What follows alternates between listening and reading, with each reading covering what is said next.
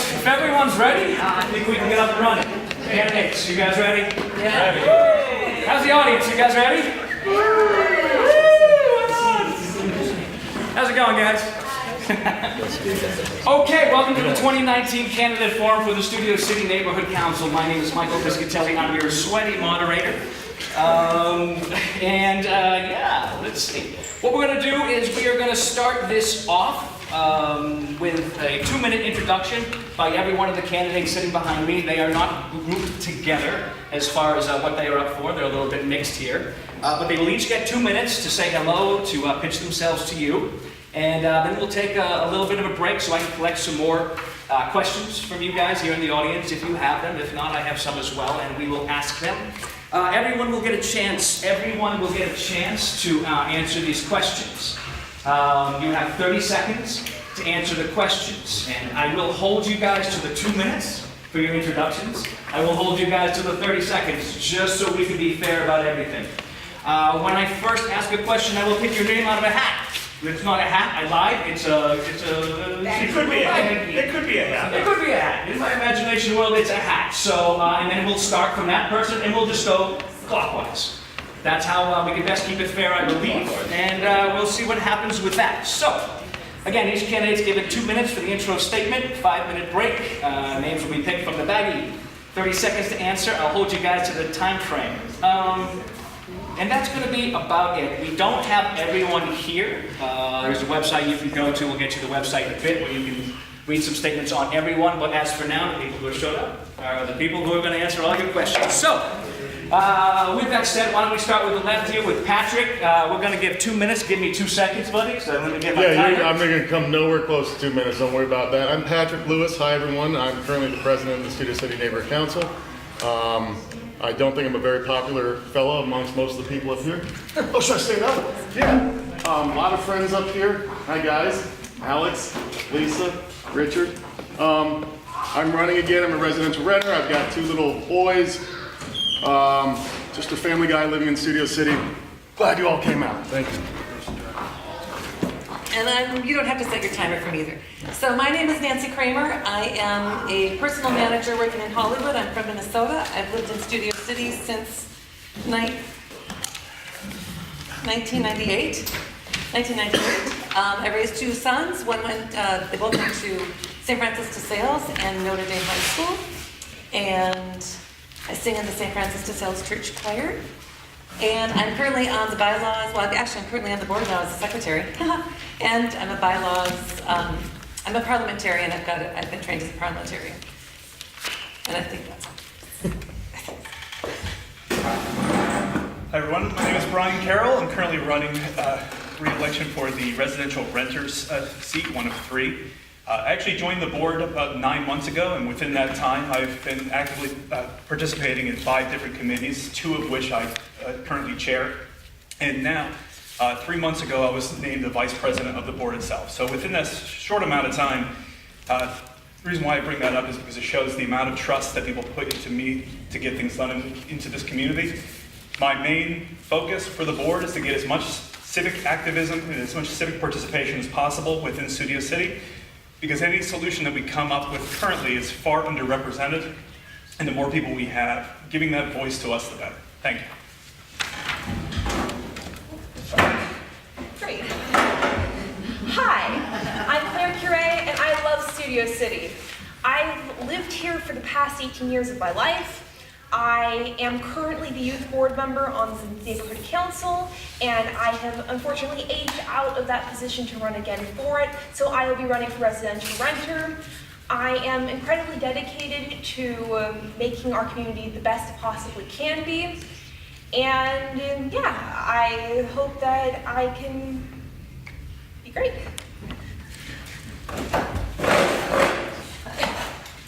Hi, I'm Denise. I'm currently a board member. Been in a variety of different committees. Currently I'm the chair of the land use committee, past president. I would like to see more involvement of our stakeholders in what we do. As a board, we are here to listen to what's happening in the Studio City and what needs to be done. We've kind of gotten gotten away from that lately, but we need to get back to it. We're here to take your issues and your ideas to the city council and a variety of different departments downtown. Thank you. I'm Alexis Steinberg. I'm running for a service organization seat. I've been a resident of Studio City for 30 years. I'm currently an attorney in West Hollywood and work a lot with the city council already on a number of issues relating to ordinance creation within both Studio City and Los Angeles at large. Although I've never been a part of the Studio City Council, my mother sat on the council for many years and I was involved through her for a number of years, and I'm pretty versed in what goes on in Studio City, and I'm here to listen, I am here to make a difference, and I really want to open up a channel between the residents and the community of Studio City, the businesses of Studio City, to keep the charm, to keep what we love, to keep what I know of Studio City, and to make it better. Hi everybody, my name's Alex Zbicki and I'm currently running for the self-employed business owner Studio City seat. I just want to let you know I've been on the board for the last 5 years, and I've chaired the bylaws committee and been involved that way. What I've kind of seen in the last few years, especially in the hands of our current council office and city, our city pretty much going down the toilet. And it really concerns me. And as it's been echoed, I think our board is supposed to, our council is to be a bottom-up entity and not a top-down entity. So people that are involved with the city and want to create us as like an echo chamber of what the city would like is really not the intention of our neighborhood council. So with your help, I'd like to maintain that bottom-up structure, and hopefully we can start changing and reversing our downward spiral, which is unfortunate. Hope you'll vote for me. Thank you. I'm Richard Niederberg. I'm the longest-serving member of the City Neighborhood Council.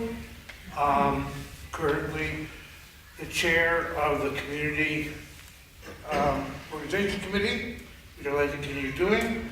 I also do the Cultural Affairs Committee, and I just want to stay on the job, and I think we're doing a pretty good job. And the Cultural Affairs part, the community involvement part is dealing with all the other service organizations which are set up to make Studio City enhance it and maintain our quality of life. Thank you. Hi, I'm Lisa Sarkin. I'm running for the employee seat of the Studio City Neighborhood Council. Many of you know me as I've lived in Studio City for most of my life, and I have been an advocate for our community for a very long time. We need to be committed to protecting the quality of life in our little corner of the valley. We are under assault by state law and by city ordinances. The state has and may pass housing laws which overrule all of our local ordinances and create more density. The density affects all stakeholders of Studio City, from renters to homeowners to businesses. The City Council has also proposals before it regarding homelessness, which will have a major impact on all of us, from residential neighborhoods to local businesses. One size just absolutely doesn't fit all. I know my way around City Hall. I have a relationship with our city councilman. I have a relationship with people in the planning department and many other departments. And that is what we need to interface with them in order to get what we want for our Studio City.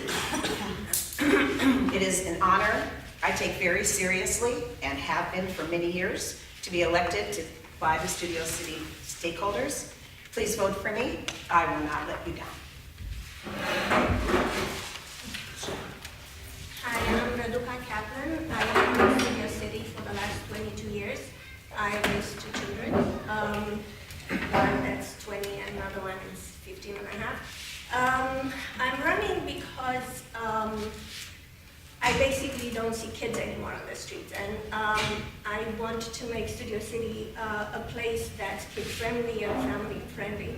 We are building beach houses and new families are moving in, and I'm hoping that parents will get involved in making this neighborhood an actual community for the betterment of their children. I am a therapist by profession, and we are dealing a lot with an increasing depression and anxiety among children.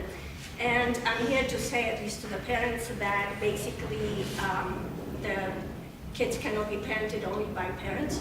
It's not meant to be just two people parenting children, but the community as well. And we put a lot on the schools to do that, and we have a fantastic school here. A lot of parents are moving in because of the school. But I'm welcoming parents to actually sort of understand how and collaborate with the neighborhood council and any other group that has the interest at heart of families and children. Thank you. I'm Rick. I've been in Studio City since '98, raised a daughter here, running to keep Studio City a nice place to live even as we face increasing technological and societal disruption. I think many of the problems we have solutions and exacerbations that are based in technology. Homelessness, the airplane flight path, the loss of a brick and mortar business. We need to address, and we should have a tech committee to address the technological issues we're going to be facing.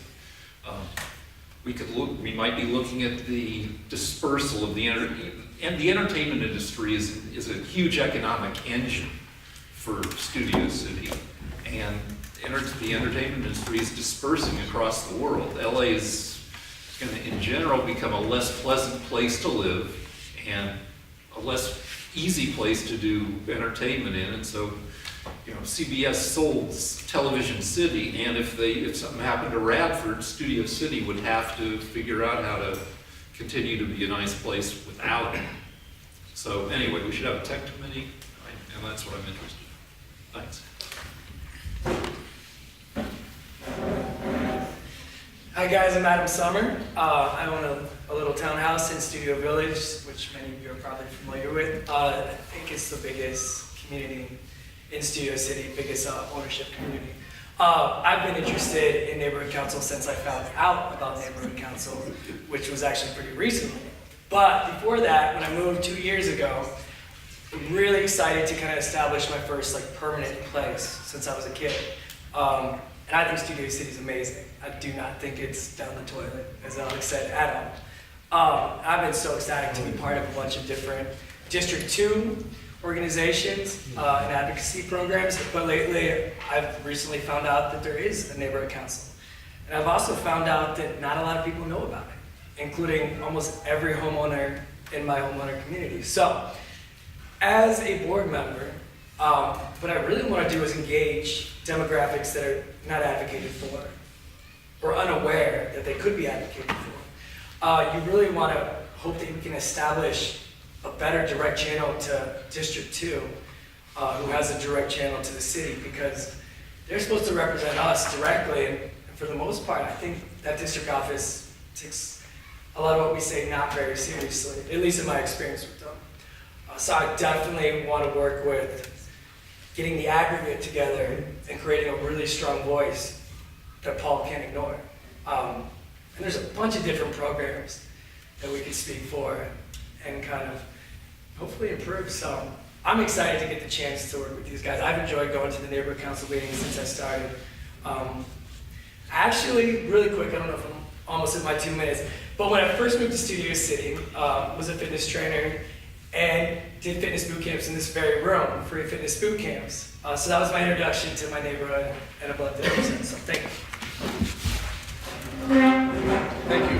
My name is Eric Kreven. I'm a longtime resident of Studio City. I moved here right out of college in 1985 and worked in Burbank and in Studio City right at Radford as a TV writer and producer for many years, and then a little bit more as an international consultant, and I've become very local. I've gone local. I'm on this neighborhood council for the last 2 years, And I've become a watchdog journalist. So I write about the entities, including the city and the county and the state, that impact our lives. One of the speakers mentioned the laws, don't always square up for the people in our community, and those are important.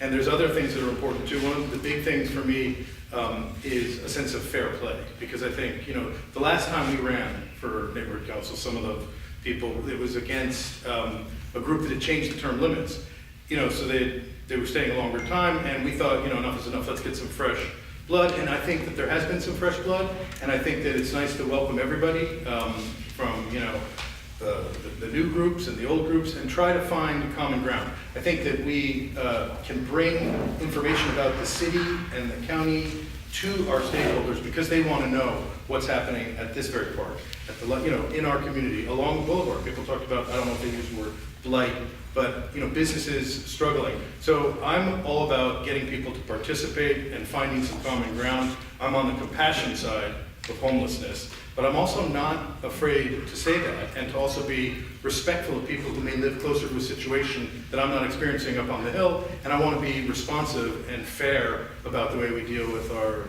entire community. So that's my goal, and I look forward to more transparency as well, so thank you. Eric Previn, Homewood.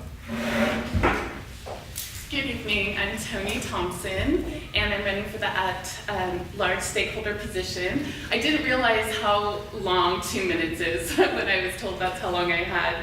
I have 2 grown children, and they both attended Walter Reed. And to me, being in leadership means committing to serve all of you, to serve the people that I work with on the board.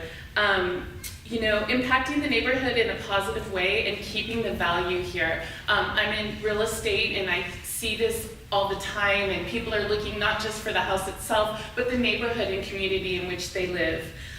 In my profession, I deal with all types of personalities, and I think it's important to be able to communicate effectively, and that's what I bring to the table.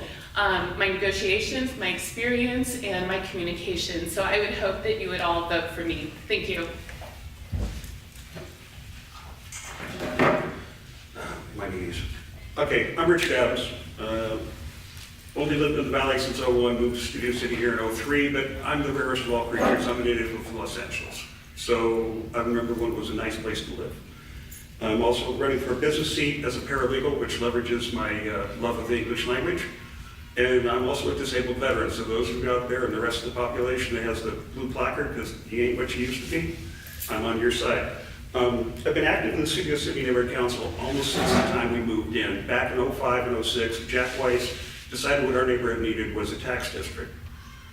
I didn't think that was a good idea, and with the help of a few friends, including that nice lady back there, we managed to defeat the proposal. And that was the first time I found out about the NC. I've been active with them ever since. We've seen what happens when the board goes through a massive shift all at once. Responsibilities get neglected, stakeholder input gets marginalized or ignored completely, our allies get snubbed, and needless fights are picked with people above us in the food chain that we really need to get along with and need their help to get our mission done. From the approved list of candidates, it's clear there will be a significant changeover in the board's composition. But the important thing is that there's a reasonable mixed balance between energy of the new people and the experienced people who know how the system works so we can get things done. And I'm looking to partner with some of the folks up here tonight so we can work, to work that way, so we can get a board that represents all of Studio City, all classes of stakeholders, interested in doing everything we need to address all the problems Studio City faces, not just everyone's pet peeve. Everyone's entitled to a pet peeve. The problem we run into is some people get target fixation, and the only thing they care about is their pet peeve, and they don't work well with others. Being on the board is hard work. You've got to work with, just being a board member, and being a good board member is more work, and if you're an officer, it's even more than that. My name is Joseph Tichy. I was born in Prague, in Czechoslovakia, became citizen in 2016. I live in Studio City since maybe 7 years now, already married. And I become certified life master consultant and jingle the coach with life solution that works. And my mission is to lead people in vision-driven life instead of responding to conditions, creating something which we love, and go and approach what we really want to approach. It's basically a way of thinking which I represent, and I believe every collective should have somebody who is willing to do that work of thinking in a way which works. I also think it's like a little experiment with life, because I saw neighborhood council, I'm watching it for like 2-3 years what's going on. I feel alive on few meetings, and I can say these people really care. And you just being here, you care as well. So I really appreciate your presence here. And if I could say the words, vote for somebody, I would go for Mr. Richard, because I saw his grounding sense for how to make things done and his dedication for the whole thing. Thank you very much. Thank you, everyone. That was a lot faster than I thought. You guys are really good. And we can continue on if I have a lot of questions already. Is everyone okay to keep going on? You guys fine? You know what he's got, right? All right, well then, thank you very much. Thank you very much. We will jump into it. And right off the bat, we will jump into the deep end, so you guys will have some fun. First, let me choose a name, and this is everybody mixed in, so if I call out a name who's not here, just please bear with me. We will start with Raymond J. Magno, who is not here, I'm guessing. Right. Tell you what, let's find someone else who is Eric Previn. You will be the first one we start, and then we will just start clockwise. So, whatever you feel most comfortable with, again, 30 seconds. Tell you what, I'll give everyone 35 seconds. If everyone can again just restate your name and which one you are running for, that would be great. That should take up another 5 seconds. The first question is, what should be done about the homeless who are, and this is a broad question, the mentally ill, the drug addicted, as well as the financially unstable folks who are living on the streets, who are living underneath our bridges and overpasses? Is there a solution? What do you feel can be done? Well, I think people know that we have to respect the law, and arresting people is not going to work if they're not breaking certain kinds of laws. So that's not going to work. I think that the neighborhood council has 2 prongs. One is the public safety group, who are remaining vigilant about who's around. And then there's the homelessness committee that is trying to connect that group to services. Now, some of the population doesn't want services, and I know there's words that get thrown around our neighborhood council that I don't like, but it's strong language. That group is a very hard population, no matter where you are. Thank you. All right.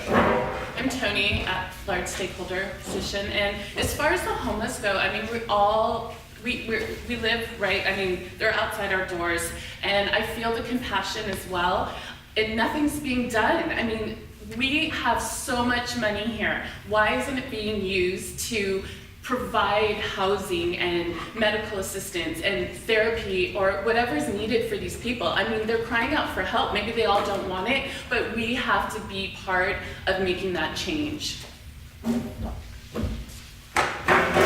Richard Adams, Business Seat. As Eric said, there's 3 classes. People with financial issues, they're receptive to help. You can help them. I've met several that were working at bonds, and they moved on and got back to their lives. Things happen to them, family problems, whatever. The people that are out on the street because it's where they can get high and get drunk all the time, they're the ones that don't want help. And then with being in the healthcare field, as I have been for years, the mentally ill, there are certain legal restrictions that you cannot get help. And even if you get them in the facilities, you can't even take the meds they need to get normal. Thank so you. there are no simple solutions to complex problems. Thank you. Joseph Hihi for business. In my opinion, this problem won't be solved overnight, and it's bigger than Little City. It's basically a nationwide problem with homeless people here in the United States. So I would really recommend to go bigger than this little council, engage people with higher authority, people with bigger resources, and some forces which can really help classes which are willing to be helped, classes which are really not willing to be helped. Let's find Benson. Thank you. I'm Patrick Lewis, and I deal with this issue quite a bit, and there is not an easy solution for it. It's not going to come from level like this. It's going to have to be a federal and state thing. I don't believe, as Mr. Zbicki does, that there's a quote-unquote final solution to the homeless problem, which was an odd thing for you to say at the last meeting. Yeah, it's on tape. We're working on it. It's going to get worse and before it gets better. I hate to say that. There's not an easy solution to it. Certainly not something I can explain in 30 seconds. Okay. Nancy Kramer, running for homeowner. 30 seconds can't solve this problem, but the one thing that I think that the Studio City Neighborhood Council can do, and that is facilitate communications between people. And we haven't done that yet, and I think we need to do that. And that is 30 seconds. For instance, I had a friend that ended up homeless, and after a year of praying with her, she finally said, yes, I'll get help. I couldn't find anybody to help her. I went through Catholic Charities, I went through all these things, but there was places, and I didn't know how to get to them. We need to be the resource for communication. Thank you, Nancy. Brian Carroll, residential renter. So I would say that the people in this town, whether you're homeless or not, we're still all neighbors. And we have to tackle this problem with that in mind. And there's two ways to deal with it. We can either push it to other towns, or we can deal with it ourselves. And if we take on the problem, then we get to own the solution. That's all I'll say about that. Claire Curie, residential renter. This is not a problem that can be solved in 30 seconds, and I don't think it can be exclusively solved just by the neighborhood council. We need to go to a higher level. That being said, I agree with Nancy, we could do a lot for communication, and I think that we're starting to get there, but we're not nearly enough. Hi, Denise, homeowner. The homeless issue is extremely difficult issue, and it's not our level of truth. But we have our people in the streets. It's not. It's basically a lot of this problem has to do with people who like to get high and drunk, and people who are unstable with their mental abilities and attitudes, and they are being denied health care because you really don't have health care. It's that simple. And we need Thank you, to support Denise. healthcare. Alexa Steinberg, running for Service Organization seat. I think that it's important to look at the problem as to what's creating homeless. We can find many different solutions on a case-by-case basis as to each individual situation, but I think that this problem needs to be head at the past to find out really the basis of the economic issues as to why people are becoming homeless, and see what we can do from the get-go to prevent this from beginning to happen. Well, hi, I'm Alex Zbicki. I'm the self-employed. I'm glad Patrick excels in one thing, which is taking words out of context. Good job. I just want to let you know that we have a solution here, but the one that the city is providing is not going to work. I've walked the river bed, I've met people that are downtrodden, and they do need the help. And that's what the city's focusing on, but that doesn't hit the majority mark, which is people that are chemically dependent and have mental health issues. And we really need to help them, and we will focus more on that. Thank you. Richard Niederberg, running for a community service organization. Obviously, it's a multi-pronged problem. Part of it basically was going around and taking young adults, young kids in homeless situations and getting them in school. At least I could get them fed, and they probably will learn something. But in that time, basically, getting the kids of homeless people in school was my little tiny part of trying to solve the problem. Lisa Sarkin, running for the employee seat. We already are paying taxes, just so you know, from the county and the city. The rules that they have to follow from many lawsuits that have been brought against the city and the county is one of the reasons why it's so slow. Until they can figure out how to fix that, we have a problem that will keep getting bigger and bigger. And just so you all know, the mental health issues are handled by the county, and all the other issues are handled by the city. So we don't have anything that we can do about it. Thank you, Lisa.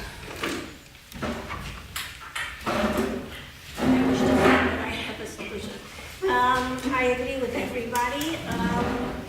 So it's really community communication, and I guess this is the story of the marginalized.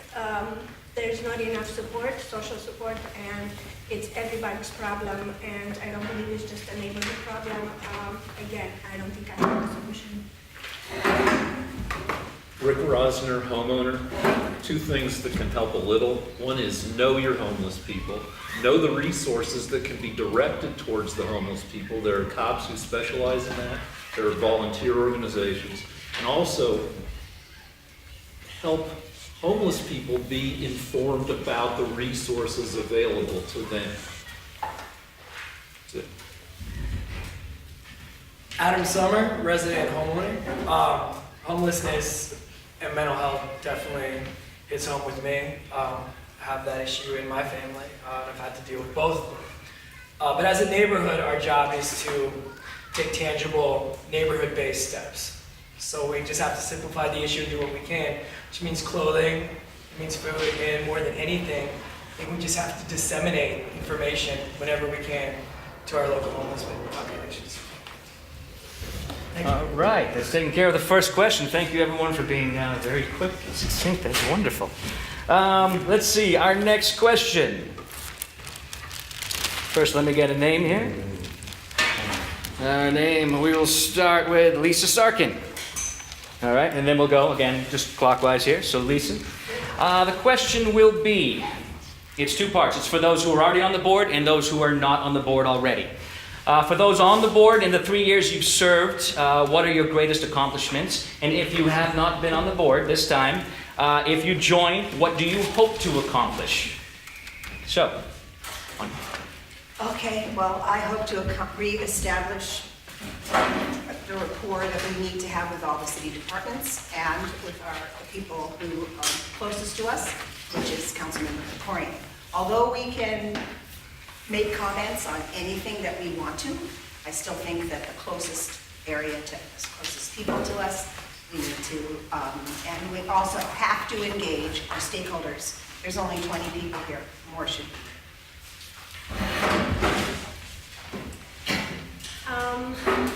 So what I'm trying to accomplish is to connect families and schools and businesses and really make this sort of redefine the definition of neighborhood as a community.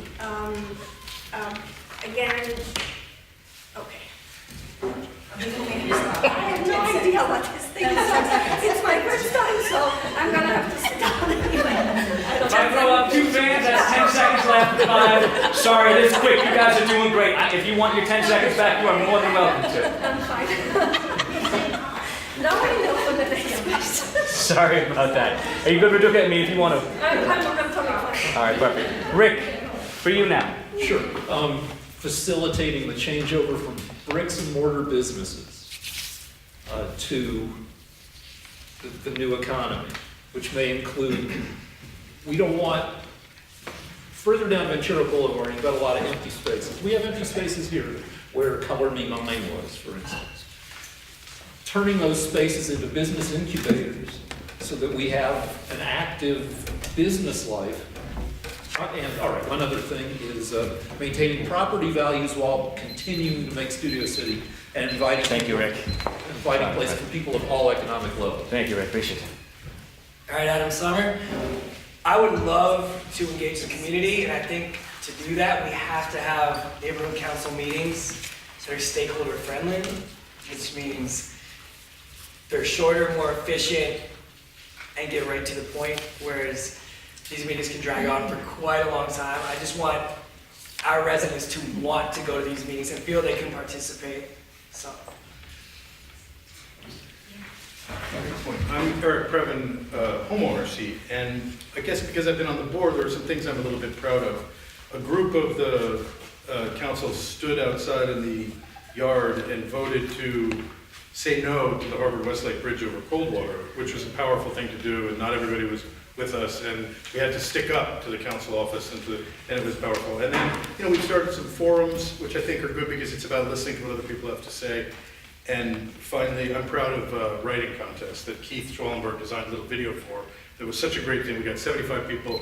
We haven't done it, but I look forward to bringing it back. Tony, at-large stakeholder. I'm new, and what I bring is my passion. I'm a bottom line type of person, and I think that if we come together and we're able to make that change and move the needle, that's why I'm here. Richard, business seat. As innovated, the business district, there's too many gaping holes, too many empty businesses, too many business turnovers. This board has not historically, and it's a major failure, not cooperated and worked with the BID and the Chamber of Commerce. I've already worked at bringing them in and interacting with them and leveraging their abilities. Anything that helps this district also helps the residents and everybody else. And I'd also like to see the board go back to following its bylaws the way they're supposed to be done, doing things according to Hoyle, and not just, hey kids, let's put on a movie. Thank you. Hi, Joseph. I'd like to influence the council on its own to become a dynamic and directing the power which really has, and also grew up a little bit networking, as you said, put it in a context with governments, with people who has money, who has influence, and people who can really do something.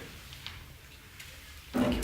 I'm Patrick Lewis. I guess I'm very proud of our formation of the homeless committee, because obviously that's probably the #1 issue that most people seem to have. And we finally put together a homeless committee. We put some good money towards that, some good resources towards that.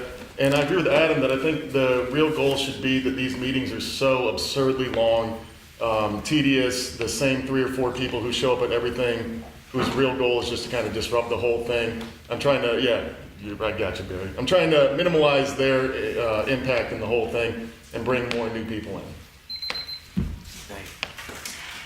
And I'm Nancy Kramer, and I'm running for homeowners. And I am proud, for my 3 months serving on the board, I have brought parliamentary procedures. One of the little things, and we came in under 2 hours a meeting ago, is just, you don't have to do roll call. You just say who's absent and if they're excused or not.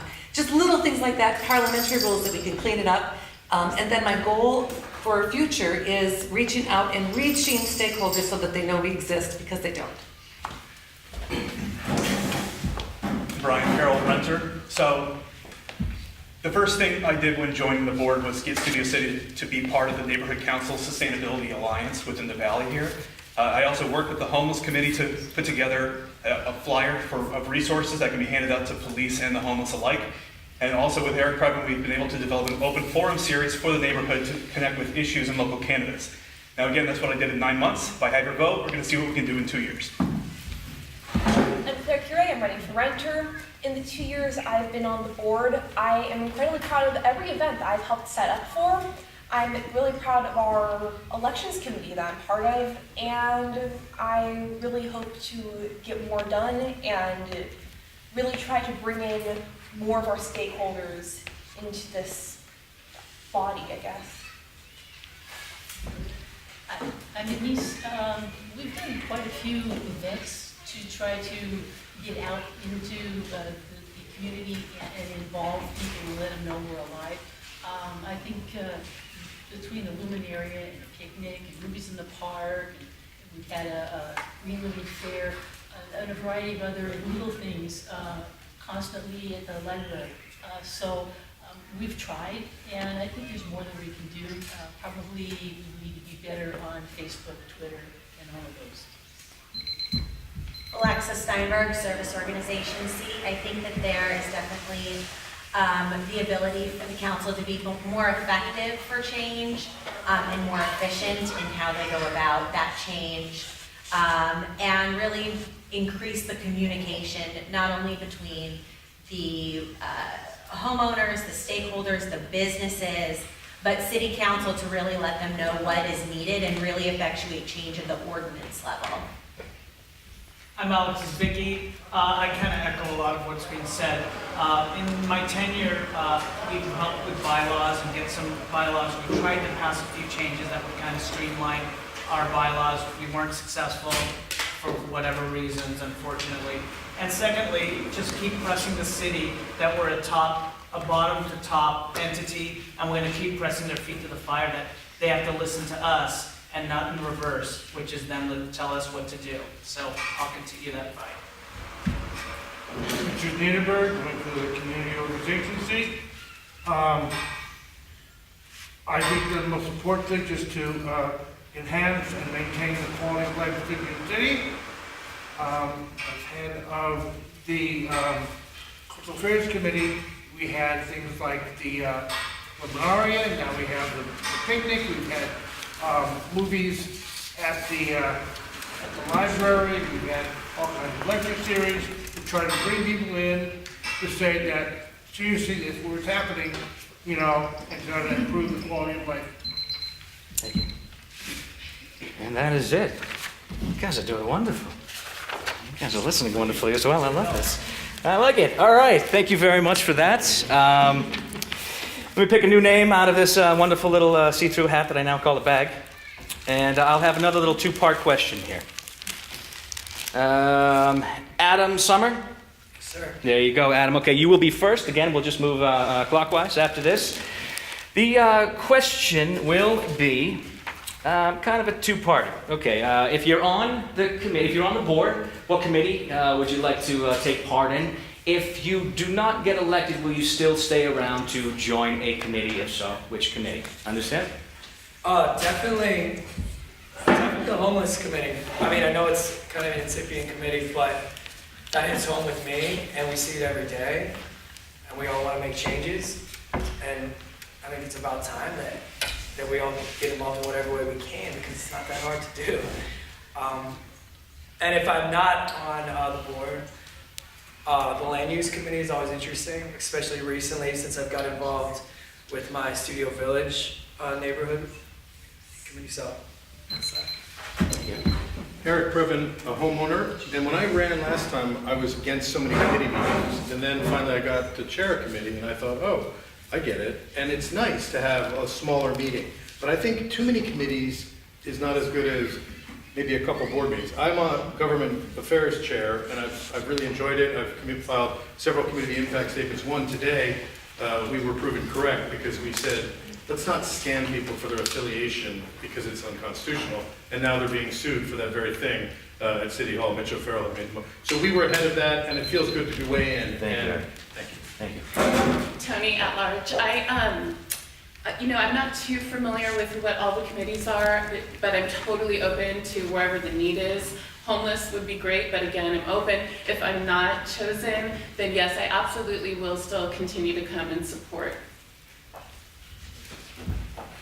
Richard Adams, business. I've been active in committees since I started being active with the neighborhood council.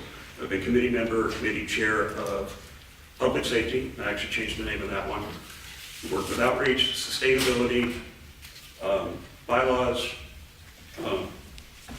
the environmental group, all of them. Budget's important, bylaws is important, government affairs is vitally important, and we need to get back to addressing issues where the legislation at the city or state level is directly affecting us instead of chasing after vanity things. Thank you. Joseph, I got lost. What was the question, sir? The question is, it's a two parts. You haven't been on, if you get elected to the board, which committees will you try to be on? Or if you aren't, will you still be involved with the committee? If so, which one? Okay, so I'm here like your neighbor, okay? And if I don't get elected, I'll still be your neighbor. And I'm still gonna do what I consider the best. And I always wanna be in touch with the neighborhood council because it's here and it's doing a good job. And that's important for me. I don't have to be elected, I will. If I will, of course, there's a question about what part I'm gonna be elected. Yeah. Obviously, I don't really care much if it's gonna be business or homeless. I'm more interested about the dynamic and really distribute power the way it needs to go. Thank you. Patrick, I was the former chair of the budget committee, and I actually, you won't hear me say this often, but I agree with Derek 100% that I think that we do need to streamline some of these committees. I think there's too many. And I would like to, if I'm not elected, I would probably still like to work with the homeless committee, which our new committee chairman has just entered the room. So, don't worry. Sorry to put you on the spot. I was hoping you were here. Yeah, good to see you. Nancy Kramer, homeowner. I've been on the bylaws committee through several different reigns of people. Before that, I was on a grievance committee that was under Walker, John Walker. So I will still participate with the neighborhood council as long as they want me. And I'm happy to serve as an officer on the, they seem to have troubles getting officers on this board. I'm not sure why. I'm happy to serve as an officer too.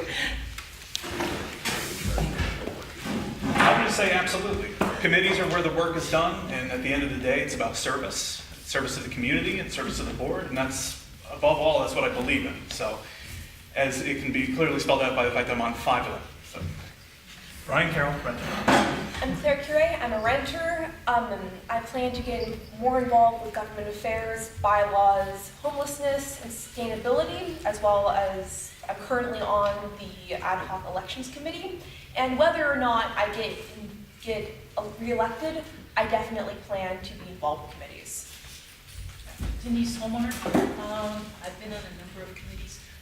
They're all helpful, they're all useful, and they all bring your information and your desires to the board in the form of motions. And whether I'm elected or not, I will continue with the committees. Alexis Steinberg, Service Organization seat. I'd like to be part of the Land Use Committee to help preserve the charm of what Studio City is, and especially preserve the variances and the specific plan, especially for the eastern portion of Ventura Boulevard. If I'm not elected, I still would like to be a part of a committee. I think as an attorney, I have the special abilities to bring an understanding of the law to the Studio City Council and help in any way that I can. Hi, I'm Alex Zbicki, employee seat. I'd like to continue working with public safety. I realize that we've had some challenges recently with our public safety, and we don't have that intact. It will impact every aspect of our lives. The key, we did have some we did get some traction, but again, due to the lack of response from our city councilmen, our head of public safety left. So I hope we're gonna kind of get that reinstated. Thank you. Richard Gidenberg, ready for the seat of the service organizations. I've been on this council for over 10 years, and before that, before I was the council, I worked on land use and other committee stuff. And while I've been here, I've been head of the budget committee when we had Michael Closter, treasurer. I've been on bylaws, basically. I just want to keep on doing everything already. We could do it well. I've been on all of the standing committees except homeless. It wasn't in existence when I was on the board. My forte is land use, since I was the land use chair for 8 years, and I have many certificates that I received in the learning process of how to be a land use chair. But I don't care what kind of stuff I do, as long as we start engaging more people coming to the meetings and participating.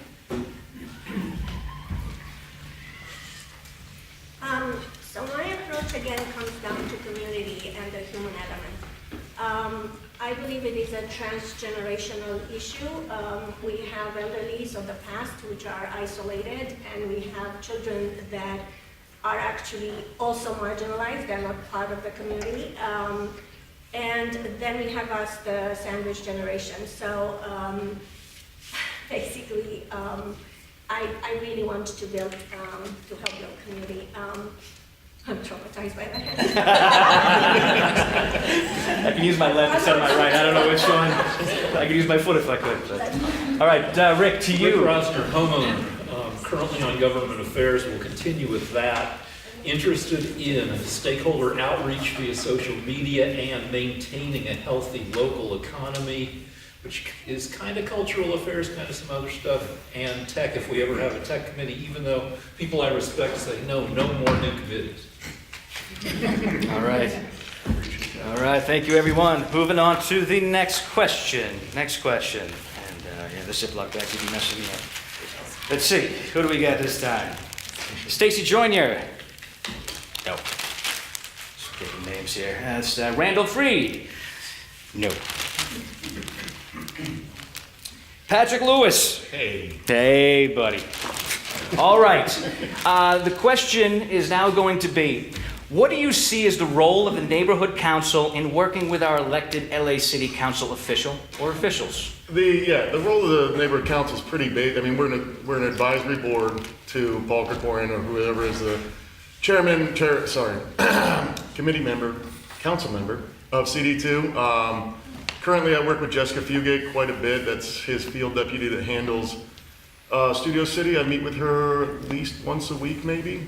All we can do is advise them. They don't have to listen. I wish they would, but honestly, there's not much else we can do. Thank you. How do you follow up the current president when he says what the job is and how our relationship? I suppose that's what it is, right? I haven't had that seat. So, but I do know that in order to tell the city council what the wishes are of the Studio City stakeholders, we need to hear from the Studio City stakeholders. And that's the piece that we hear from the same ones all the time. And they're great, good, but there's a lot of people that live in Studio City that we just don't reach. Yeah, this plays a lot into my main issue, which is civic engagement of the town. It's like, yeah, we are an advisory board and they don't have to listen to us, but if we get enough people together and make them listen to us, we can make the change in this community that we want to see.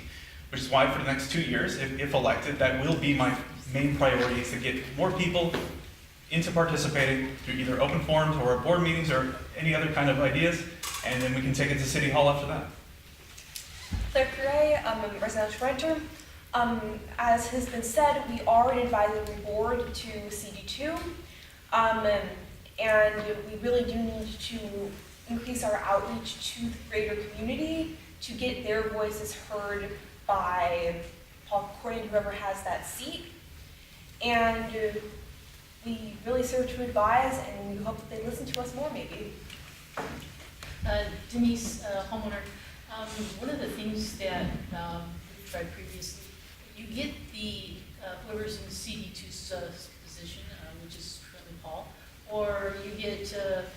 Nazarian, who is our state representative, and they come and tell us what's going on, and then we have an opportunity to tell them what we think. We need more people there to tell these individuals what we think. Maybe they'll listen to us. Alexa Steinberg, Service Organization seat. In my daily operations as an attorney, a lot of what I do is dealing with the city council. On a daily basis, I've created a lot of relationships with many of the council members, including Paul Krikorian and Adrin up in Sacramento. I'm well respected and understood by them, and I think the communication is very key. In addition, I think that my generation, the young of Studio City, really need to get involved, and I believe that I have a good outlet to engaging all of my friends and new families in Studio City. Hi, Alex is Vicky, employee. I agree with what has been said. It's very important. The neighborhood council system was brought in from the ashes of our secession movement many years ago. Yes, the city council can choose to listen to our advisory capacity, but we really need to compel them, because really that is what we were promised, that we would be the eyes and ears of our communities, and we need engagement. If we don't get it, we need to ask why, and that's what we need to keep forward, moving the ball forward. Thank you. Richard Niederberg, going for the community service seat, This all started in November 1998 when I went to the formation committee for the neighborhood councils. And one of the things that was made pretty clear that the city council members would be asking the neighborhood councils for coverage. In other words, if they make an unpopular decision, but they say, wait a minute, these 6 neighborhood councils want this, it covers them. And that's one of the things that come in there. It's still there. We're still advisory, but if they give enough CIS or the statement. Thank you, Richard. They'll be on that. Fine, my friend. Thank you. Lisa. Lisa Sarkin, an employee. My relationships with the electeds is already certified. I'm also the appointee to the Ventura Coina Boulevard Corridor Specific Plan for Councilmember Krikorian. I believe that what's missing now is that any motions or proclamations or community impact statements that come out of the Studio City Neighborhood Council are not followed to the council. No one goes to the meetings to represent what we actually want. Just sending stuff in isn't enough. Thank you, Lisa. So I think that my direct experience is in power in numbers and perseverance, and I guess our ability to vote them out if they are not basically receptive. I had quite positive, I would say, responses with a local homeless issue and excessive filming in some parts of One important thing is the board receives roughly $38,000 from the city council, which can be used to show the wider world that Studio City is a good place to live, work, play, and do business, and for community outreach. The Olympics are 9 years away, and that will show LA to the world, and in 9 years we want Studio City, even if the rest of LA kind of stinks, to shine as a good place. Adam Summer, homeowner.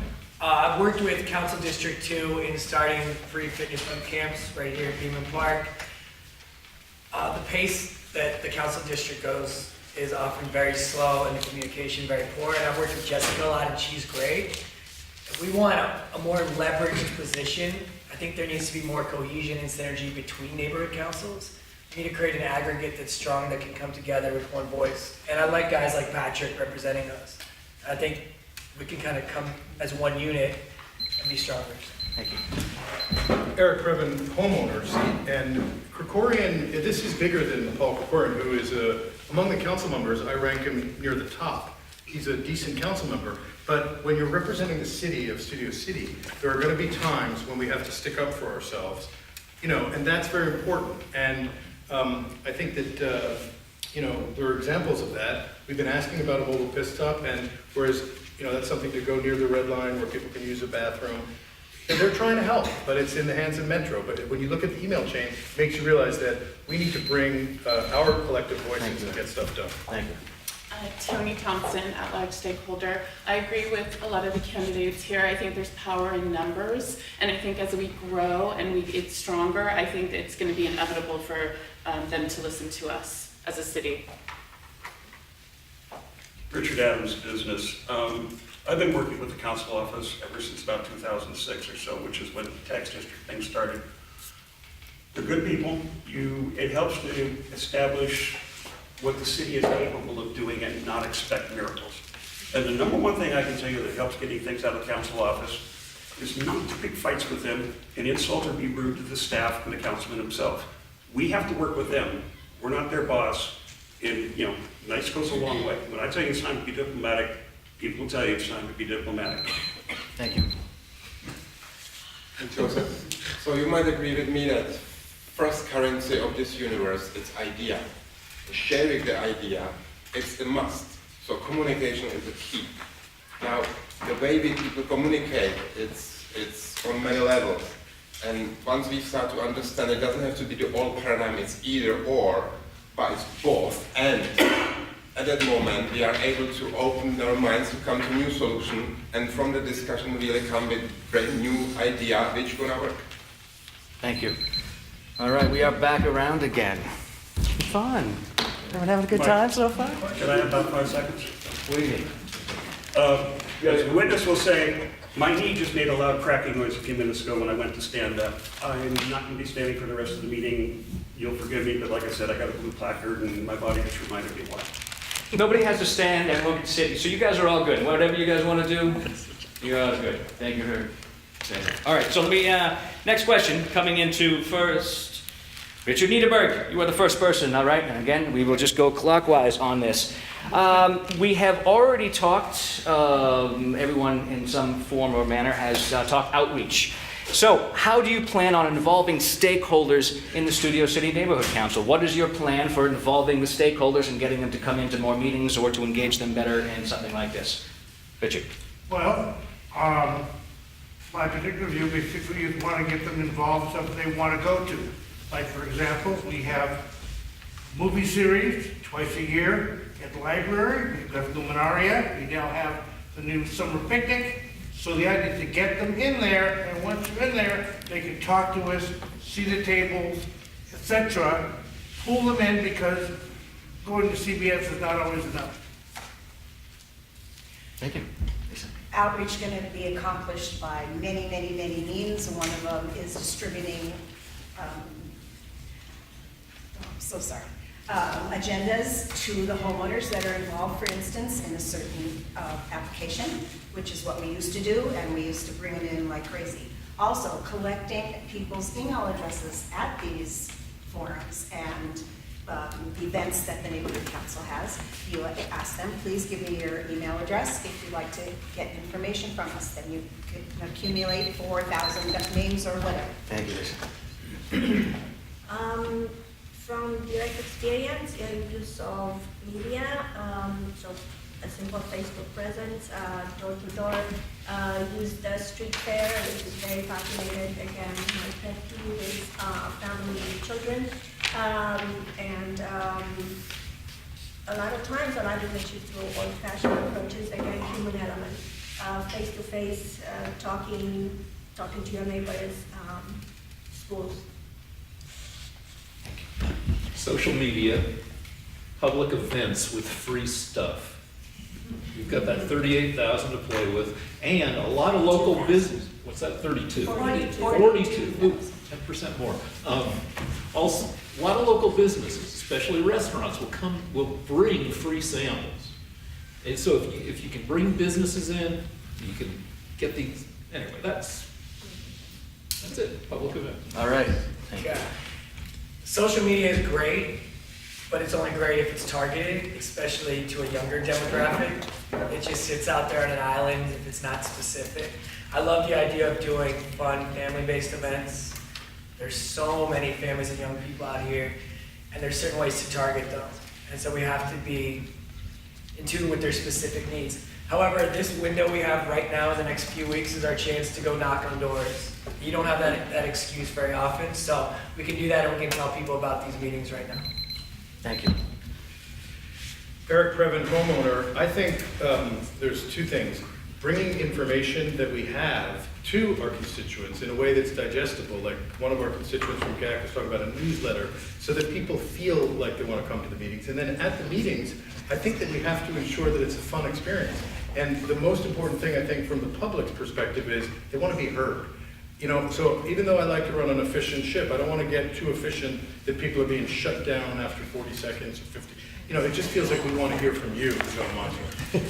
As I shut you down. Sorry. It's a lot. I didn't know that was possible. Thank you.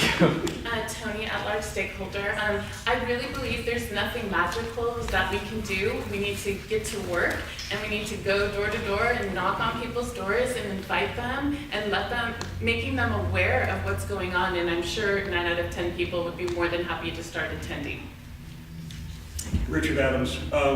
Riffing on something was said earlier, I think outreach should be expanded to be outreach/tech rather than creating a new committee. Committees need to address issues the public is interested in. And of course, we need to get that message out. Meetings need to be accessible. Committee meetings someplace other than CPS might be a good idea. Finding a place to have them at, not so easy. And we need to encourage public comments. People want to think they get heard, not strangle them. You know, our bylaws call for, operating procedures call for 3 minutes of public comment, and it's been 2 for years, and suddenly it's 1 year. Just from my standpoint of view, the best argument is the result. So if there is some work which really went through, that something happens, and neighborhood council really played a role in it, they put a name on it, they put a stamp on it and say, hey, this park is here because you're neighborhood council. This thing is there because you're neighborhood council. And people talk. So if somebody of you get help, you're gonna tell your neighbors tell some neighbors, and that's how we make it go. Thank you, Judge. Outreach is difficult because when people come to these meetings, I mean, when people come to their first meeting, there's not a bigger turnoff than some guy who claims he's been in the thing for 15 years yelling about that the operating procedures have changed and this and that. those voices aren't interesting to me, and I have never cut people off in meetings, especially when it's their first time and they have an actual thing that they want to talk about, as opposed to the lunatics who show up and sign up for every agenda thing to rattle off their 2 minutes. Thank you. You have an issue, homelessness is probably the issue. You have a community get-together to discuss the issue. You bring in some experts, and then you bombard Studio City stakeholders with that information, putting it in every storefront, every coffee shop. If you need to do robocalls, if we can afford to do bulk mail, house to house to direct to mail to businesses and homes. And from there, you've got to keep the meetings moving, fast, and relevant. And those meetings are for the stakeholders and not for us. Thank you. Can I just add one more thing? I have to walk out. Nancy, I'm so sorry. Everyone needs it. I'm going to say goodbye. That's what I'm saying. Say goodbye. Thank you. I'm sorry I have another commitment, so thank you. She's had to leave early, so she's. Let's take on. I'm actually staying later too, so thank you for staying later. All right. Maybe we'll Brian, give me 2 seconds. We'll just get settled down again. So, thank you, Nancy. Again, sorry to cut everybody off. I'm trying to give everyone the appropriate amount of time. Really appreciate everyone who's stepping up to do this and everyone for your patience as well. Thank you, guys. Brian, we will pick it up with you. What do you plan on doing for outreach to get people to come to the Studio City Neighborhood Council meetings and engage?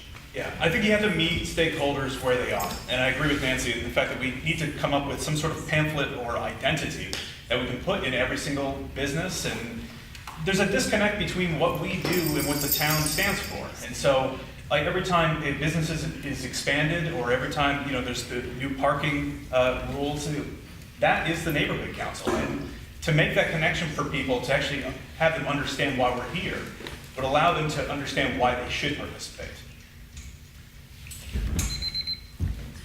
Claire Curie, Venture, and I think that we need more targeted ads, and we need more smaller events, whether it be committee meetings outside of Radford or more of the open forums or something along the lines of that. Free food, free stuff is always a good draw, and I agree with Nancy and Brian that we need to have more. We need to have some sort of pamphlet or something in businesses and sent out and stuff. Denise, homeowner, we used to have little flyers and bookmarks that we would go to the farmer's market on Sundays. We met a lot of people, we got a lot of names, and we left them with something of ours that told them all of our committees and who we were and when our meetings were. It's an easy way to do it, and it hasn't been done. Alexis Steinberg, Service Organization. I think constant contact is the key. And technology is a great tool for that. Nextdoor, Facebook, Instagram, Constant Contact, which is an email service. But I think that if the stakeholders aren't coming to us, we should go to them.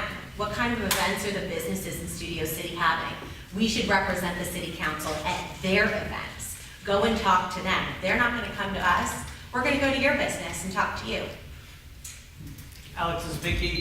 I just want to mention, it doesn't matter how much outreach you do, ultimately, if we're not listening to the people vis-a-vis our city council, they're not going to come. So it doesn't matter, you can do all the outreach in the world. If you're not getting satisfaction, you're just not going to show up. And also maybe having some leadership that doesn't squelch the voice of our constituents and characterize them as lunatics or whatever. We do have the First Amendment, and we must protect that at all costs. Thank you.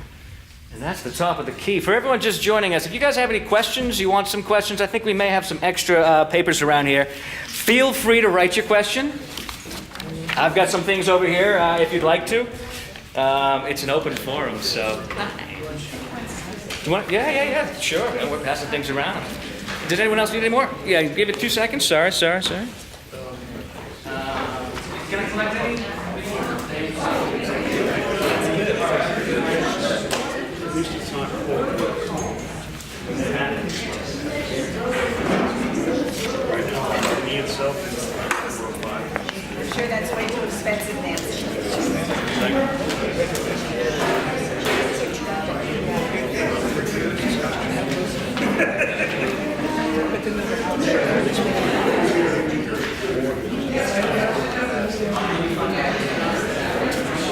All right, everyone. Here you go. What's wrong with this one is not what's wrong with this one. They focus More seats, everyone coming out. Again, if you guys have more questions, please feel free to write them down, pass them on over, throw them on, make an airplane, do something, ball them up, I don't care. As long as they get over to me. All right, Richard, Patrick, and Nancy's out. All right, folks. Now, let me get another name. You guys all good? You're looking good, you're feeling good, you're sounding good, at least to me. I like it. Thank you much. All right. Everyone has nice handwriting, too. I like that. Thank you. Makes it easy. Benjamin Steely? No. Richard Adams? Oh, boy. You will be first. Again, we'll just go clockwise here. So, here's the question. Where would you say the current board has fallen short, and what would you like to see happen for Studio City for this next year? They've fallen short in being a responsible, reliable, predictable organization. We think rules aren't even guidelines to be paid attention to. We just do whatever we want. I'd like to see the board staffed with adults that follow the rules and act in a professional manner so that the board is a predictable, reliable governmental agency. A government that doesn't follow its own laws is no government at all, and we can't possibly give it our informed consent. So you're just doing what you want, you're no good to us as stakeholders. Thank you. Joseph? Could you repeat the question? The question is, where would you say the current board has fallen short, and what would you like to see happen for Studio City in this next year? I can't really say that the council is falling short. I think they're doing a great job in their ability. I like to see more, let's say, integrity. Integrity like on a board on its own, plus the connect to other boards, because we will have to come up off our shell to get connected on a scale which is appropriate to our times right now. Thank you. I think the current board has fallen short on, it's a rough group. It's a lot of people who I think forget that the meetings aren't for them to just drone on themselves. I can't answer this in 30 seconds. I have so much to say. Go on, Brian. Brian Carroll Brenzer. I've only been with the board for a short time, but I think part of it is our lack of wanting the big ideas. There's been a couple things that I've seen be pitched that are really great and we should fight for, and it's been met with a lot of blank stares and, well, they'll never go for that. The city council will never go for that. These people will never go for that. And at some point, we got to try to actually do something and make something instead of just giving speeches at the board meeting to improve your own profile or to use a video of it later. We need big ideas in Studio City. We have the big ideas in Studio City. We need to implement them. Thank you. I think we've fallen short with outreach and really reaching our constituents. And I really like to see us actually make more of an effort to reach our constituents and really get the word out there about us and that their voices can be heard with us. Denise Homeowner, I'm with Claire on the idea of we're lacking in outreach. We need to go to the market on Sundays and see the people, talk to the people. We need to have more events where we can have ideas at the library and people come to us. We're lacking. We need more Instagram, Facebook, whatever it takes to get a hold of people. The younger people are all on the internet, so we need to go there. Thank you. Alexis Steinberg Service Organization. I've seen a little bit of a disconnect with not only the community, but the city council as well. There have been numerous news reports that I've seen photos of all the different neighborhood councils being represented with the city council, and in many of those photos, the Studio City Council is absent. And I think that it's important that outreach not only with our constituents, but with our city to understand what Studio City needs is important. I believe that our meetings, they have to go long. I mean, we're doing a lot of work. We have a lot of committees. The issue is going to be is whether people feel they're being heard. And, you know, our recent leadership has really negated that, and it's probably caused a lot of people not to participate. And even our prior tenure had a problem with listening to people and letting them speak, which is really one of the fundamentals we need to still embrace. Richard Niedenberg, going to Civics Organization. I think the biggest thing is make people feel that there's something that the neighborhood council can do that will help their particular problem, whether it be parking or parks or whatever it is. We have to feel like we're doing something that helps them, or else we become irrelevant. Lisa Sarkin, employee. First of all, there are rules for open government. We get public money, so rules have to be followed. Number two, the Studio City Neighborhood Council has bylaws and operating procedures that are not followed now. The information about the meetings doesn't go out in a timely fashion correctly, and no one then knows about it. It's really important that those rules are followed. And we need much more money spent on outreach, period, just outreach. Thank you. So certainly I agree with the outreach, but somehow I think it's implied that we are talking about stakeholders as a unified body organism, and I do not believe that that's the case. I believe that as a modern society, we are very fragmented. It's going to have to be put a lot of thought how to meet different people, and I guess where they are, but it's a very, it needs a lot of resources. I agree with everyone about outreach. Had no idea the council existed until Trump got elected, and I was looking around for some way to get involved a little bit. Our social media could be much more fun, much more effective. You can throw polls up there. Studio City has a huge, deep history. We have a walk of fame of entertainment. You could tweet, like ABC show spent 20 minutes on location, 20 minutes of the show. A gunfight staged at Laurel Canyon and Ventura was on just a couple nights ago. That's a cool thing to know. Again, Adam Summer. Outreach is great. We definitely need to improve that. I did not know about neighborhood council until very recently, and I've been involved with Council District 2. However, you can bring 500 people to the meetings, and 2 months later, there's going to be 10. And it's such a deterrent when the same people speak over and over.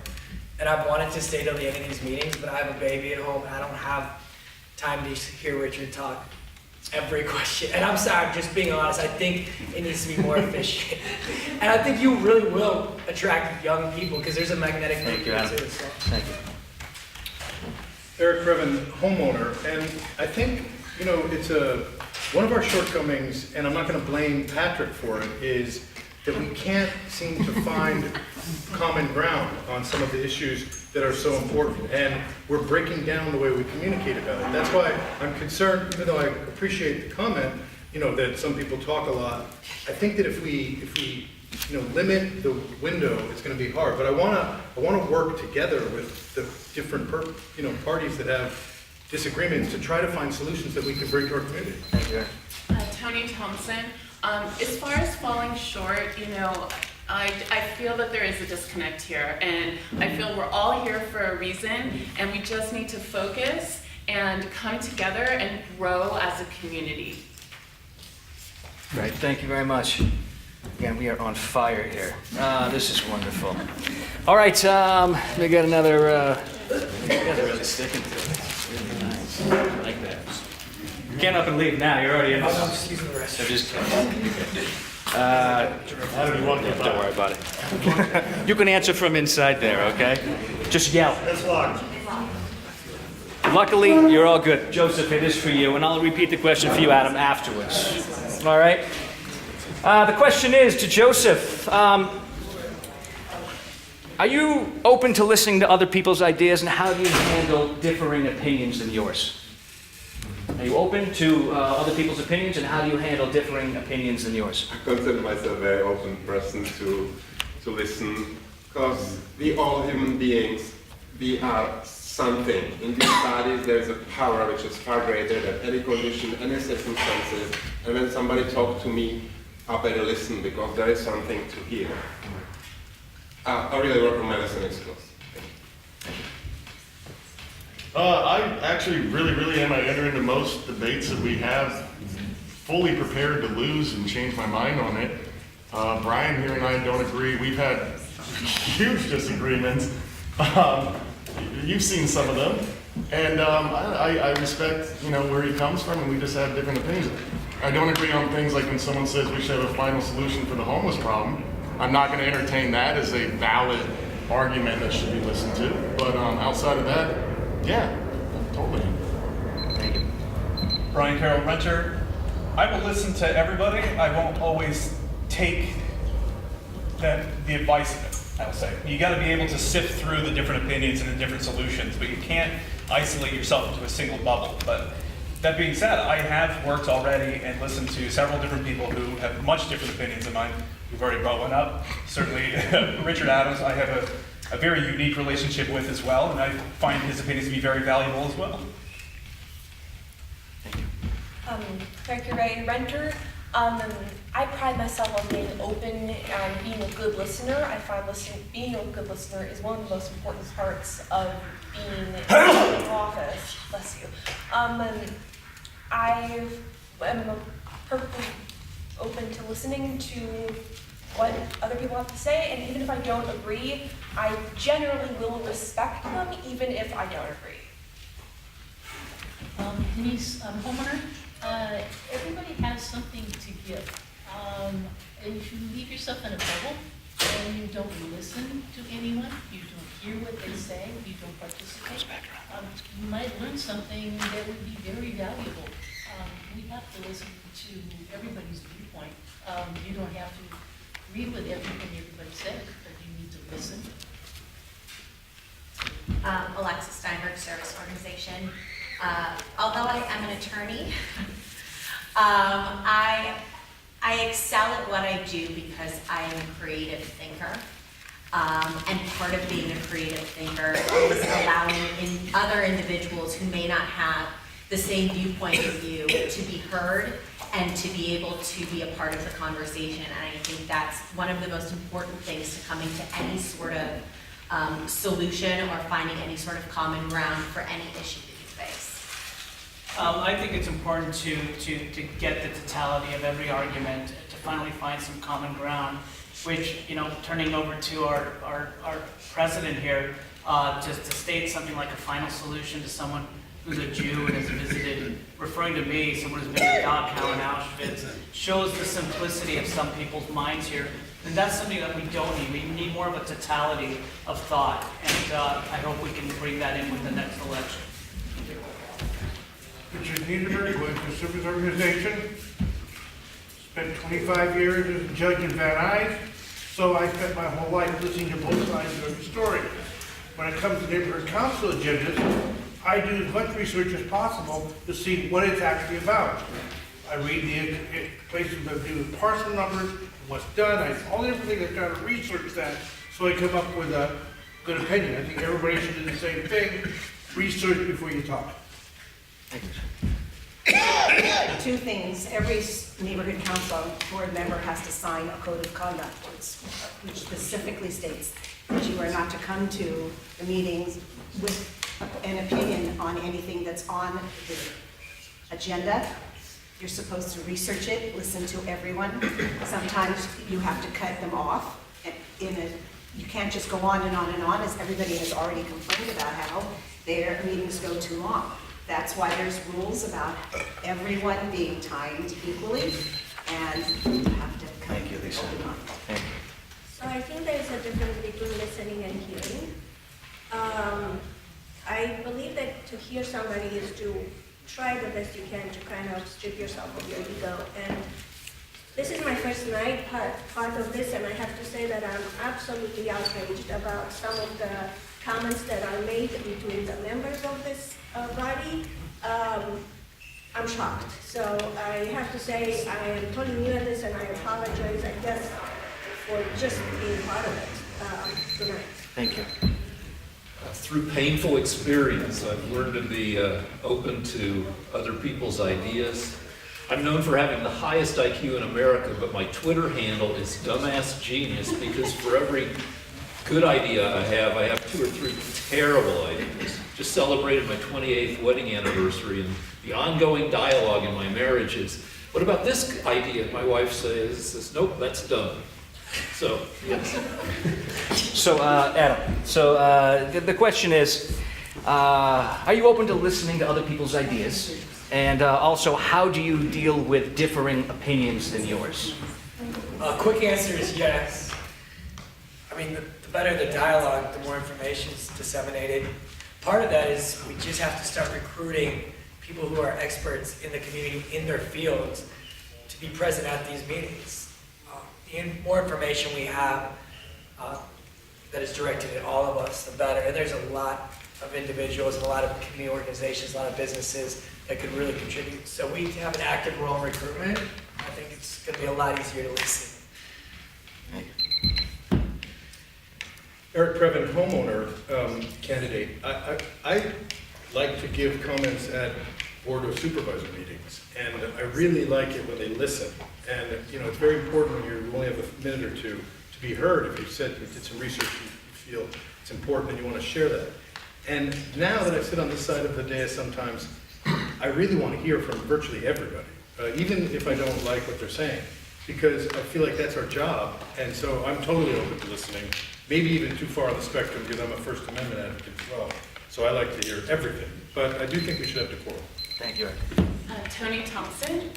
I absolutely am open to hear what everybody has to say. I don't always agree, but I find that understanding where they're coming from helps me maybe see, what they're trying to say. So, and as far as being courteous, I think that's super important because if you can't respect what someone's saying, they're not going to say anything. Thank you. Richard Adams, business. I think we can all agree that not every single idea you're confronted with every day is a brilliant one. Sometimes I hear or see things on the internet that make my eyes roll over and click as hard as my knee just did. But I've been at a lot of meetings, and even where I've heard ideas or suggestions, comments that I didn't agree with, they often trigger new thoughts in my mind of maybe how to address the issue or integrate some of the information they had into a new, better way of doing things. And as for diplomacy and tact, as some people will tell you, I have a lifetime supply of it that I've saved for special occasions. You're elected at the board meeting will be one of Thank you, those Richard. places. Thank you. We are back to Joseph. All right, we're going to be coming into the home stretch here, folks. It's 7:15 right here. How's everyone doing? All right? Man, everyone's still awake. Everyone's still lively. So we are coming into the home stretch. I'm going to ask another one. Michael D. Lazar is not here. And You might make one more call for questions.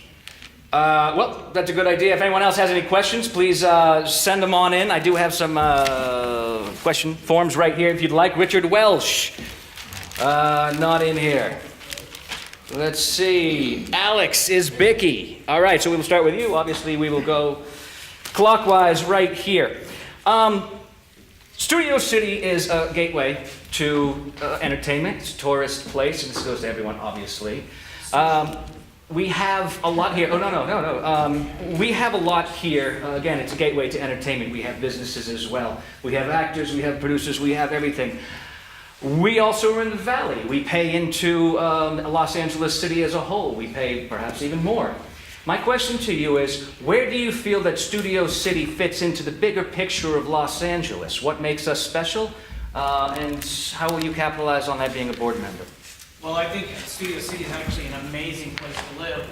We're right on the cusp of, we have a lot of green, we have a lot of mountains, and we have a great topography. And we also happen to have one of the major industries in our city. And it's very important to try to nurture that and make sure that that we listen to those industries which still give us the resources to keep our city a beautiful place. So I would just focus on that, and like I said, happy businesses stay. Niederberg was a service organization rep, 65 years. Important stuff is that it was started in 1922, around that time, when he built the studio. Max Senate, and it's worked ever since then, basically, so it's grown a lot. A lot of the roads were laid out by the colleagues of Max Senate. I think that basically, yes, we need to have some parking districts and stuff like that, but most of the time, Mr. Lee, I think CUC is working very well as it is, you know, and just trying to improve it. Thank you, Richard. You know, nice. Thank you. Lisa. I've lived here almost my whole life, and I've watched everything get more crowded and more crowded and more crowded. The problem for Studio City is that we are stuck between the hillside, the river, Ventura Boulevard, and the freeways. So for us to grow at leaps and bounds, we just couldn't do it. How could we possibly have more places for cars? Unless, of course, everybody wants to ride a bike or take other ways of going places, which if we could get that going, that would be the best. It is for us to support the industry, but also to understand that it's a reciprocal dynamic and that they will need to support the neighborhood. And in particular, there is sort of I guess one of the personal complaints is the excessive filming that's happening in some of the parts of the neighborhood that it's more benefit on their end than on the part of the residential areas that they are inconveniencing. Thank you. I'm in entertainment, and people in entertainment are spoiled babies. And as LA becomes less pleasant to live in, people will move elsewhere. We have to do what we can to keep Studio City a nice, full-service, entertainment-friendly community. And we also have to grab some tech, as I keep bringing up, to maintain a healthy local economy.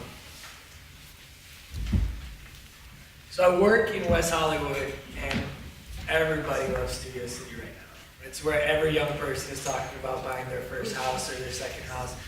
So we have to be ready to accommodate that type of demographic, which means not shying away necessarily from nightlife, even because it's inevitable that it's coming. We just have to be prepared to deal with it. A lot of young families who need crosswalks, who need parks, who need improved parks. So I'm excited to see what happens in the next few years because it's definitely changing. Eric Previn, homeowner seat. I agree with a lot of what has been said. Studio City, if you look at a map of the city of Los Angeles, is right in the middle. It's really creepy weird, but cool. And frankly, Studio City is a small town, and that's what we all love about it. That's why people are trying to come over and live here. And I don't blame them. It's where I raised my kids. But I think it's also a petri dish because of some of the big personalities, like Michael Klausman at CBS, like Lisa Sarkin, who for years battled against developers and things, and Patrice Berlin and the people who, you know, said no to other things. And I think that this is a great place that... Thank you, Eric. Tony Thompson. Studio City's amazing. I mean, there's such a different vibe here from even over the hill in Hollywood, and I think our restaurants and our cafes are amazing. So, you know, just really honing in to the business owners that run these restaurants and cafes will make a big difference, I think, to keep it the way it is.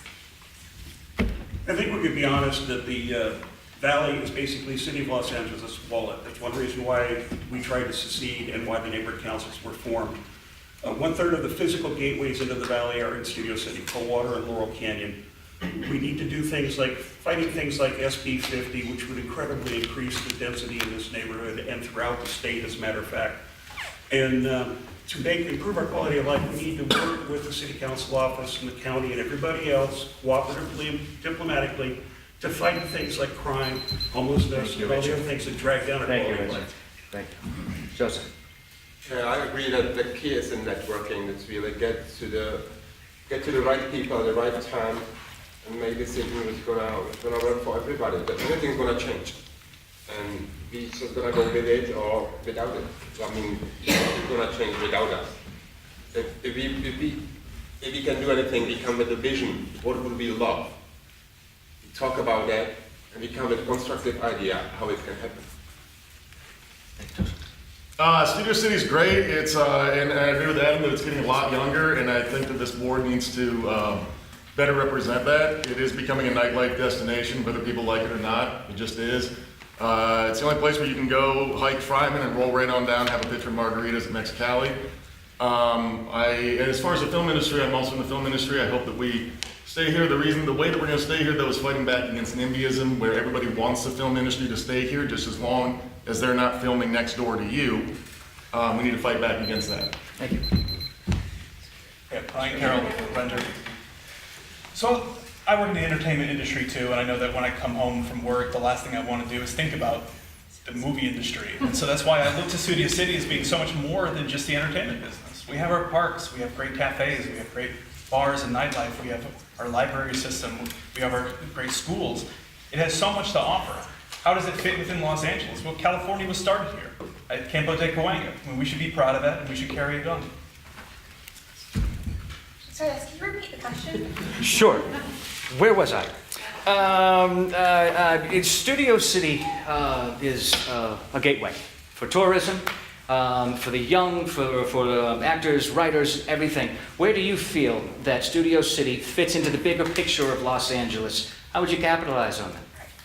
One of the great things about Studio City is that without traffic, we're about half an hour from pretty much everything.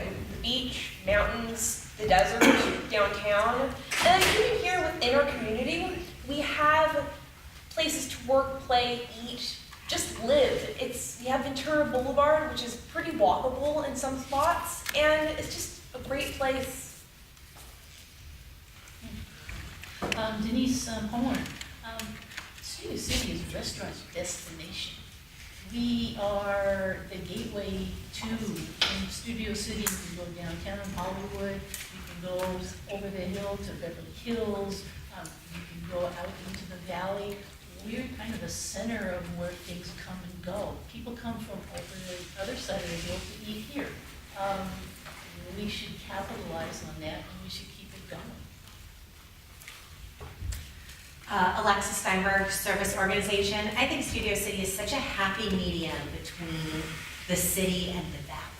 It has all of the great things that we love about the city without the obnoxious things of the city, but it has that hometown feel of being in a community, which I can't say for Hollywood or Encino or Sherman Oaks. I think that, I walk down the street to Studio City and I see people I know all the time, and I think that that's really the value that the community and the family brings in Studio City, and that's where we fit the bigger picture. Thank you. Oh, look at that. Oh, look at that. All right, well, again, home stretch. Listen, we are going to give you guys 2 minutes to say your farewells and your final things, but the one last question is, big question is climate change now in today's little political atmosphere here. How do you feel that climate change falls in your priorities, and how do you see the SCNC's role in addressing it? With that, I should have picked the name first, but let's see. Denise Wellbang. Okay. Denise, climate change. Climate change affects us in many ways. We have one of the last open green spaces in the valley, which is the golf course. It may stay a golf course, it may not stay a golf course, we don't know. But the more we keep chopping down trees to build big buildings, if we do not stop chopping everything down, we won't have any green to filter our air.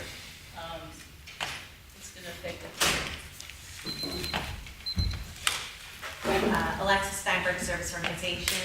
Gosh, climate change is like an international issue.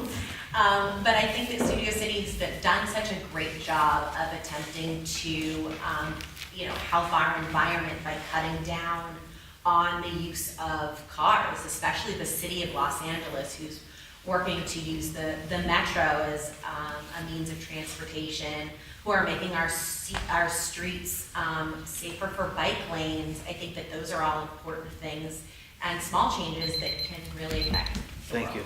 Thank you. Hi, Alex, it's Vicky. I believe it is a macro issue, but we can do our part here with climate change by preserving our trees, our green life, our wildlife, not impacting them with bright lights that can devastate a hillside and change a lot of the timing and sleeping patterns of animals. I do believe we can do more, and I do believe we need a neighborhood council that listens to its constituents to follow that path. Thank you. Richard Neighborhood Service Organization. I agree with what I've heard of, but I think we're already working on it. you have a heck of a lot of LED and CFL bulbs being used. Our biggest industry here is CBF, and of course it has some of the largest fuel cell installations of anywhere. So what happens, instead of turning on generators, every so often basically in case of emergency, we got fuel cells. That's what it needs. Cool, thank you. Oh, I think the Sustainability Committee should be reinstituted. I don't really know a lot about what we could possibly do here other than each one of us individually trying to get as green as we can get, planting the most plants. Thank you. Collaborating with stakeholders and basically put out the information that, you know, it's informing each one of us. So I don't believe that one body can do much alone, although obviously, I'm sorry, to be honest, I really, I'm not familiar what this group actually has done in terms of this, so I do not mean at all to criticize for lack of knowledge or ignorance, and I guess all of us are responsible for it. The general public isn't yet ready to admit the importance of climate change. Recent national survey has climate change as only being the 11th most dire issue for people. Things are going to get annoying. The era of individual cars will, for most people, will go away in the next 30 years. By being forward-thinking, we can try to, Studio City can be in the forefront of figuring out the least annoying solutions, like what to do about those frickin' scooters. Thank you. So we definitely live in a microcosm, and sometimes it feels like it's hard to be involved and hard to get involved on very macro level issues. But we want our kids to be in parks, and we want our kids to be on hiking trails, and if they are, they're going to appreciate the environment, and that transcends into the next generation. So really our job is to encourage the development of parks and the maintenance and development of our hiking trails up on the hill, so, which I use often. Thank you. Eric Previn, homeowner. I think that Studio City is iconic because of its trees. And I know some of us have been looking at the way we treat them and take care of them, and sustainability there was something that was passed. I think it's incredibly important, and so, you know, in the climate issue, trees are so important. And in my neighborhood, I had an experience where I saw someone go up a tree, and I thought they were like giving it a haircut, but then they went to the tippy top, and it was a beautiful tree, and then they cut the whole tree down, and it just died, you know, it was just horrifying, and it was unclear what happened. So now the city has a rule. Yeah. Tony Thompson, that's such a big question, but I guess the two things I would say is plant more trees and have more charging stations for green cars. I'm old enough to remember being told when I was in high school that by now we'd be in an ice age. So the climate does change, has in the past, will in the future. I'm also old enough to remember that we were the first people in our neighborhood to take our front yard and backyard and make it all native or at least drought-friendly plants. Long before they gave us people tax money to do that. So we walk the walk. We do recycling at our house, and my backyard has grass, doesn't need a lawnmower because we picked the right one. So there's a lot of things to be done, but in I'm a plank holder of the stakeholder Thank you, of the Richard. Sustainability Committee. So Thank you, Richard. I walk the walk. Thank you. Joseph. So I personally plant 4 trees up till now, and I see that as an opportunity to really engage schools in the system with open communication, when we like hold a space for young people to come and come up with what they can do. The solution is, where's the right question asked, the answer will come. Thank you, Joseph.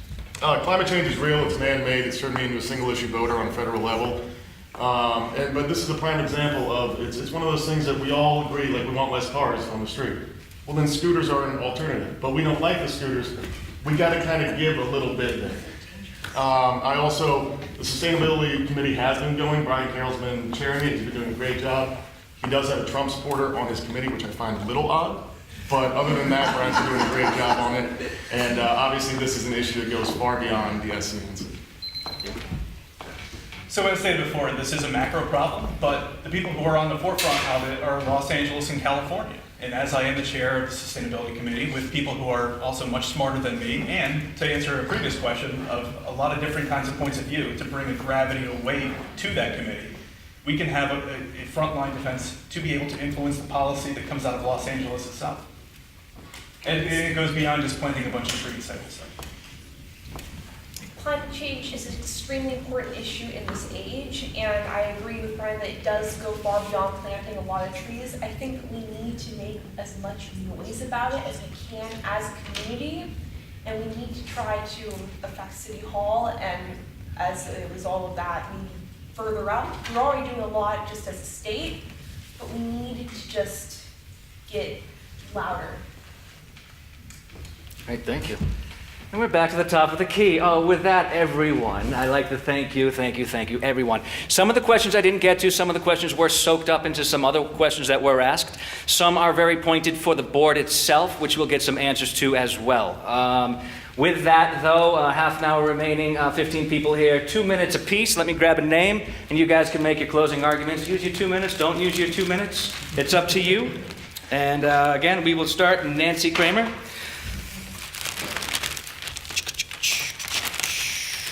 Wish we had prizes to give out. All right. Jonathan Kalbfeld. We'll get somebody soon. Lisa Karajian. Okay. Sooner or later, we'll find someone. Janine Milne. That's pretty much what I could, right? Please be somebody here. Rick Rosner. Oh, Rick. Yeah. Oh, Rick. Jesus, I'm so sorry, Rick. I just got into the groove. So, my friend, you stand up, sit down, do what you will. But again, everyone closing right now, 2 minutes each. And this is for you, my friends. Everyone settle. Rick. All right, so Studio City is currently the nicest community in the whole San Fernando Valley. You go down Ventura, Encino, Tarzana, they're a little bit messed up.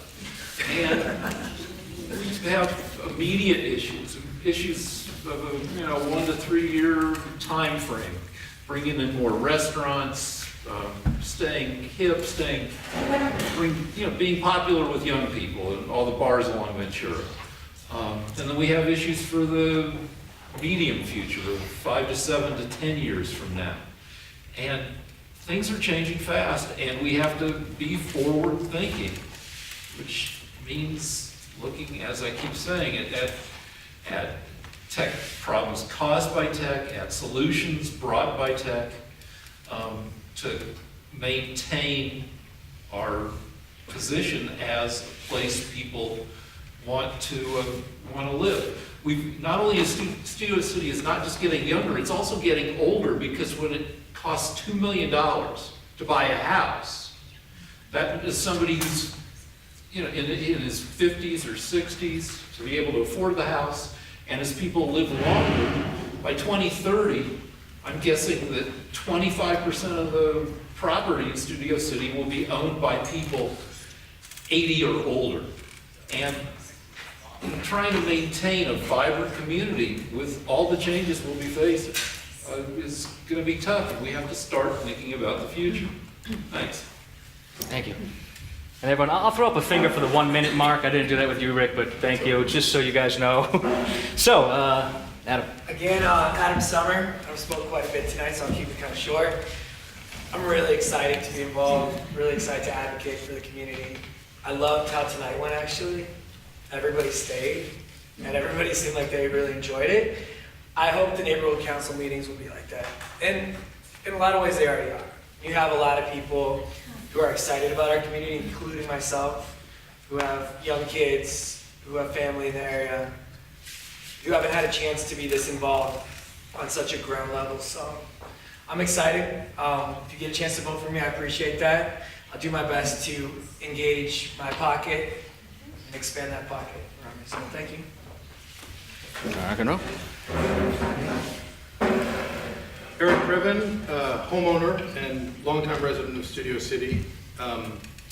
And what to say in summation is not clear to me. I mean, I really have committed a lot of time and energy to trying, and in lots of different ways, to feel more engaged myself with my community. And I know we're trying in the Studio City Neighborhood Council to bring more warm and inviting meetings, and I want to be a part of that. And, you know, I think that Studio City has a kind of different meaning for all of us. But as I tried to say before, you know, it's important that all of you be represented up here, you know, when this is the board. And, you know, I think that it would feel really good to feel like, hey, come to the meeting tonight, you know, friends, because we're going to be discussing a very important issue that all of us are going to be impacted by. And then the people would come and get a piece of pizza and then give their comments, and we would be interested. You know, that's the kind of dream of how it should go. And I mean, it takes work, you know, no matter how talented, and many of these people are extremely talented, it does take a little bit of work. I don't want to scare people off because you can put the amount of work you want into it. But, you know, for all of us to make Studio City as incredible as it is, because it is really, I mean, it's a small town, but it's cosmopolitan, and we've got Fryman, and we've got, I mean, just imagine standing up on Mulholland and looking down, and you can go all the way to Lancashire on the right, and all the way to, what is it, Coldwater on the left, and all the way out to Moore Park, a little farther. Fulton, yeah. So this is just a wonderful piece of our community, and, you know, we should be protective of it, but also inviting. You know, the Gateway is a great metaphor, and I know that there have been battles about where to stick the signs and to this and to that, but at the end of the day, it's a great place to raise your kids. I spent time on this pitch with my children, that's the 10-second mark, you know, and we fought hard, we had great battles, but we were always civil, and I look forward to bringing fairness to Studio City. Thank you. I'm Tony Thompson, and I'm running for the at-large stakeholder position. I just want to thank everybody. I know everybody worked all day, and to stay for these several hours means a lot. It was definitely eye-opening this evening, and it was great to hear everybody share, the people who have been veterans on this board. I'm super excited to get involved, and I'm not deceived at all that this is going to be work. And I'm committed to it, my heart's in the right place, and I'm looking forward to learning as well. So when it comes time to vote on May 16th at Walter Reed, I would appreciate your vote. Thank you. Richard Adams, business. Patton said, that great diplomat of ours, if everyone, this is paraphrase, if everyone is thinking alike, no one's thinking. He was talking about staff meetings, but it's the same thing. If you have a monochrome of ideas, you don't have any ideas. You've got a doctrine. Doctrines are bad in general. Okay? I'd also like to point out that Studio City has always been a residential community with a dining component and a business component. People come here, they go to dinner, they shop, you go home. If you want to go out and party until 2 or 3 a.m., there's lots of places very nearby where you can do that to your heart's content. And being to a full-fledged business like the Grove would destroy the quality of life everybody says they want. I'd also like to point out that the board meetings run long, not because stakeholders want to have their voice heard, which is the whole purpose of having a board meeting to begin with, but because the board members themselves are either uninformed or talk past each other or ramble on long past that and engage in back and forth, and that's what makes your meetings run long. People don't come to meetings because the board is not addressing issues that are interested in land use, crime and safety, actionable ideas that you can do, not pie in the sky stuff. And I'd also like to see neighborhood councils there to listen. And here's an idea I've been kicking around for a few years. Literally, you have Cahuenga Pass, Laurel Canyon, Coldwater, Benedict Canyon, the 4 or 5 hour freeway, and Topeka Canyon. Those are the basic gateways into the valley. We have 2 of them. I'd like to see a sign up there that says the Studio City Neighborhood Council welcomes you to the valley, like totally. Just to riff on the valley.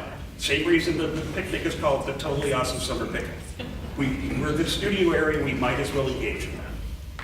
So, like I said, I'm running for the business seat. I'm open to everybody else's ideas. I think we've heard that some people aren't open to other people's ideas, and you can draw your own judgments from that. Thank you. Thank you. Okay, someone, Joseph again. I would say it this way, like, looking at we live in a universe which is going from inside out. If we really want to see the change in our world, Gandhi said that, become the change you want to be. So just being together and really come up with a communication in this space about certain topic and be present is, I'm very grateful for that, and I really appreciate present everybody here. Thank you for that. So, since I've been on the board, I've seen a couple of proposals come forward, which I've always thought, proposals to outlaw ways, proposals to limit the use of Lyft, proposals to get rid of line scooters. This is the future. And we need, as a community, to just embrace it. The times are changing, and this is the new world that we live in. And I hope that the next board kind of better represents the real demographic of Studio City. It doesn't just have to do with age, but I would like to see it get a little bit younger. Saying that, I turn 40 next week. But as far as nightlife and whatnot, it is becoming a nightlife destination. That's another thing that we need to embrace because it's going to happen whether we want to or not.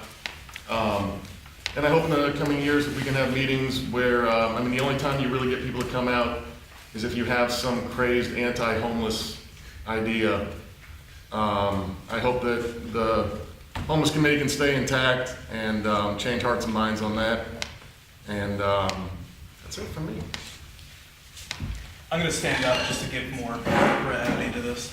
So, Brian Carroll for residential renter seats. I just want to say, not only do I love Studio City, but I'm a civics nerd. And by what I mean by that is, on the country level, all the ideas on the country level come from the states. On the state level, all the ideas come from the cities. And on the city level, all the ideas come from the neighborhoods and communities. We have a fundamental responsibility and obligation to do big ideas and to have that be an experiment for bigger things. Once I came here, we started doing the open forum series at the library. I was able to see just how many interesting and different approaches that the citizens of Studio City have. That we don't know why they've never brought it up to a meeting. Maybe they don't know about it, but they're out there. They're here in Studio City. If we mine that kind of ideas and get them in the room and we can develop it in committee, we can really put forward a proposal that can be an experiment for the rest of the city, for the state, for the national. We can start change here in Studio City, as Vicky said, from the bottom up. And we just need more people and different participation to be able to facilitate that. So thank you very much. May 16th, residential renter seat, Brian Carroll. Thank you very much. We talk a lot about young people. I am young people. Even by the time, if I get reelected or elected to a new seat on the same board, I will not yet be 21. But I am young people. I do represent the youngest people who still can vote. I am doing this not from some ulterior motive. This is not because I want to put this on my resume for college. This is because I love Studio City. It's because I care. And I hope that you remember that on May 16th, residential renter, Claire Curie. Hi, Denise, homeowner. Some of us have lived in Studio City for a very long time. I wasn't born here, but that was Westwood. Studio City is a family-oriented area. We have young families, older families, in between families. That is the key to Studio City.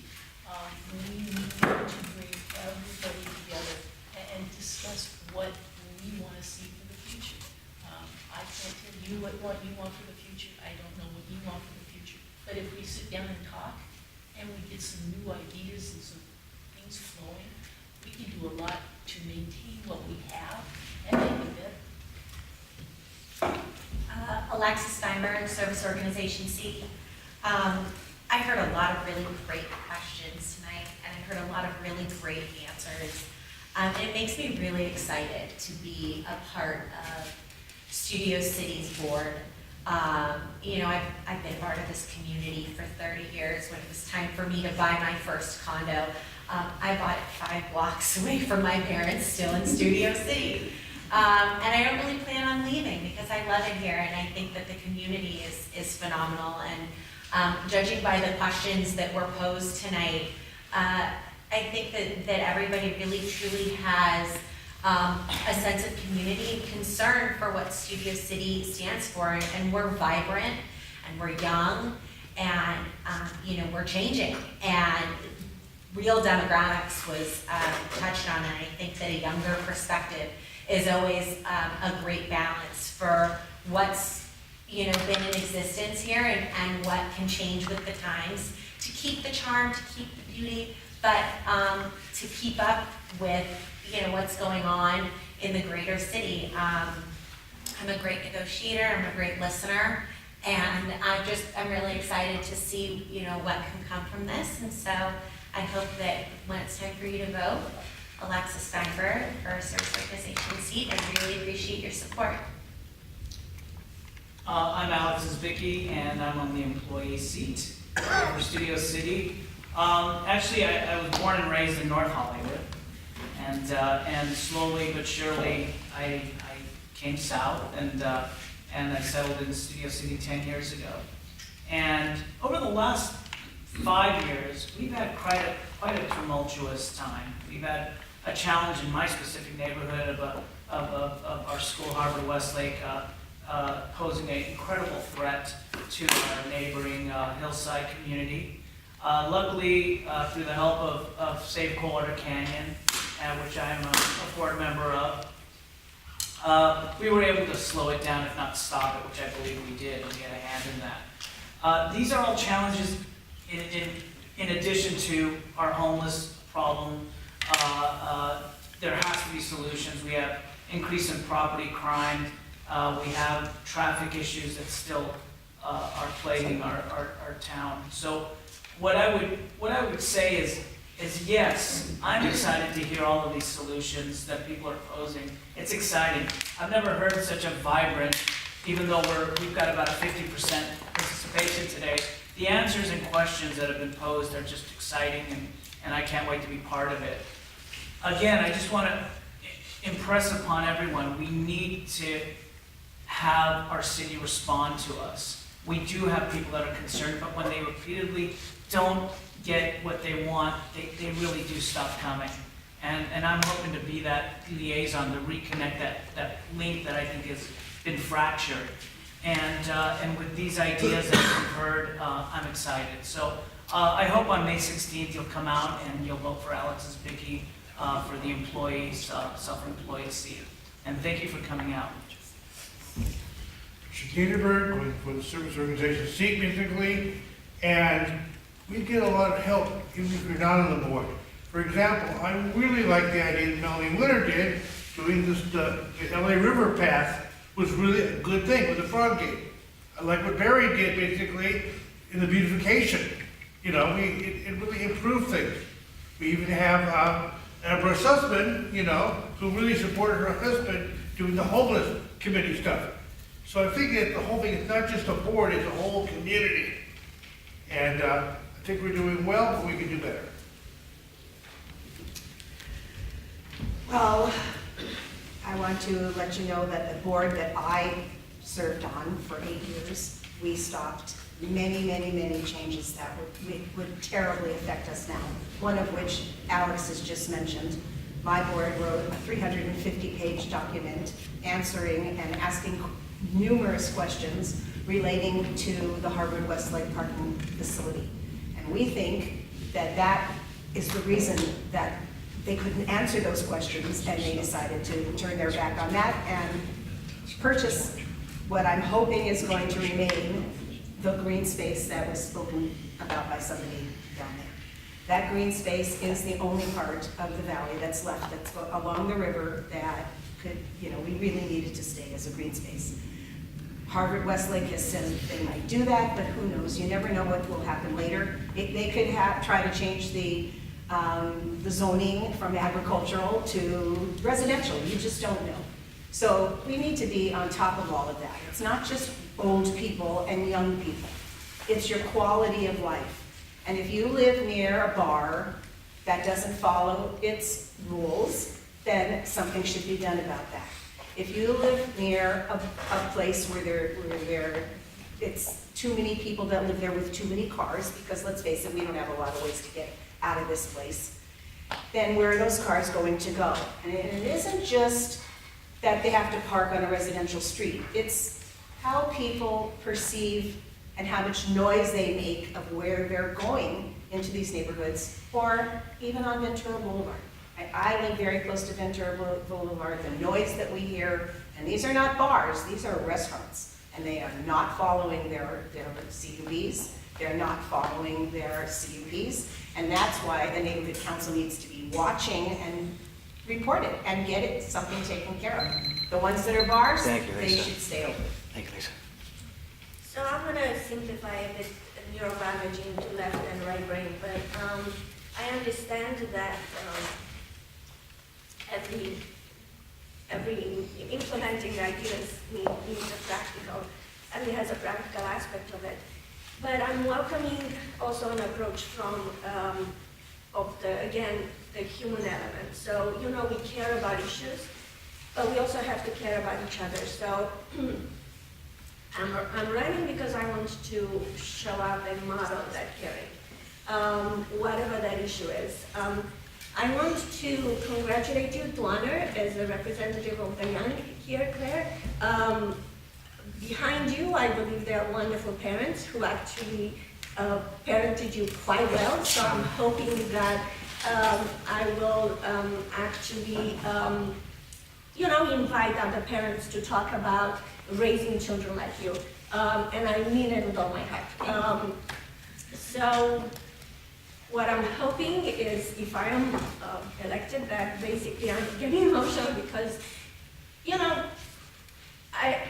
there's a lot of wonderful things that obviously this board has done, but what I hope is they don't, and that all of you don't forget the human element. God, I have no idea why I'm so emotional, but there are a lot of young families that are raising their kids inside the home and then drive them to schools.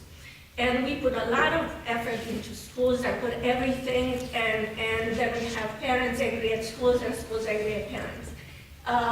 And there is another element of the society, of the community, that can actually shoulder the parenting because we are raising new members of this community. We're not going to solve all this just in our generation or in a few years. I mean, obviously people who have been on the board have been here for many years. And so some, again, Thank you very much. sorry. Thank you very much.